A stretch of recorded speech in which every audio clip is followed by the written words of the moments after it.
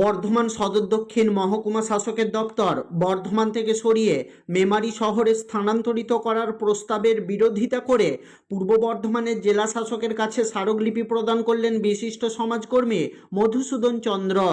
স্মারকলিপি জমা দেওয়ার পর তিনি জানান, মহকুমা শাসকের সদর দপ্তর মেমারিতে স্থানান্তরিত হলে দক্ষিণ দামোদর এলাকার সাধারণ মানুষকে নানাবিধ সমস্যার সম্মুখীন হতে হবে।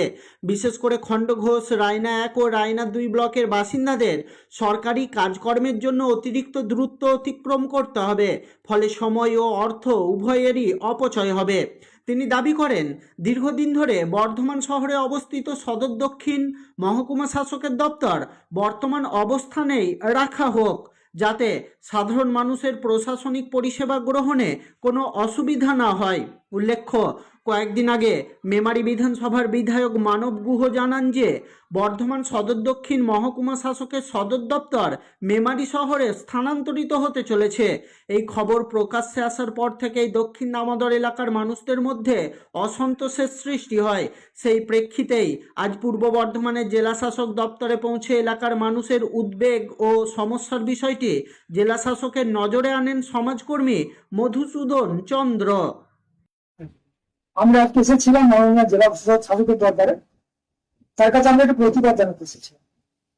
প্রতিবাদটা হচ্ছে যে আমরা বিভিন্ন সংবাদ চ্যানেলের মাধ্যমে জানতে পারলাম যে পশ্চিমবঙ্গ সরকার বর্ধমান সাব ডিভিশন সদর অফিসটি, সাউথ অফিসটি মেমারিতে ট্রান্সফার করার জন্য মাননীয় জেলা শাসককে একটা ভাবনা নির্দেশ দিয়েছেন। এ বিষয়ে মাননীয় মেমারির বর্তমান বিধায়ক তিনি বিধানসভায় আবেদন করেছিলেন, তার প্রেক্ষিতে এই অবস্থা। তা আমরা যখন জানতে পারলাম, আমরা প্রতিবাদ জানার জন্য এসেছিলাম মাননীয় জেলা শাসকের কাছে যে না, এটা বর্ধমানে যেমন আছে বর্ধমানেই থাক, কারণ বর্ধমান রায়না 1, 2, খণ্ডঘোষ, মেমারি 1, 2 এবং জামালপুর নিয়ে গঠিত সাধু শহর সদর সাউথ। তার মধ্যে জামালপুরের অর্ধেকটা অংশ নদীর ওপিঠে, রায়না 1, 2 এবং খণ্ডঘোষ এবং রায়নার শেষ প্রান্তে যদি দেখা যায় যে একদম আরামবাগের বড়কেশ্বর নদীর তীর পর্যন্ত, তো ওখান থেকে বর্ধমান শহরের দূরত্ব প্রায় 90-91 কিলোমিটার। বহু মানুষ আছে যাদের যোগাযোগ ব্যবস্থা বিচ্ছিন্ন, কাউকে 10 কিলোমিটার, 15 কিলোমিটার, 5 কিলোমিটার সাইকেল আসতে হয়, এসে বাসে এসে তারপর বর্ধমান আসতে হয়। 10টা কাজের মধ্যে একটা কাজ এসে সে অফিসে কাজ সারতে পারে। আবার যদি এটা মেমারিতে চলে যায় তাহলে আরো 60 কিলোমিটার দীর্ঘ অতিক্রম করতে হয়। ফলে প্রান্তিক মানুষদের পক্ষে সাব ডিভিশন অফিসের সঙ্গে কাজ করা যাবে এই তার জন্য। আর তার সঙ্গে সঙ্গে মেমারির সঙ্গে বর্ধমানের একটা ওতপ্রোত নিকট সম্পর্ক তাকে যোগাযোগ আছে।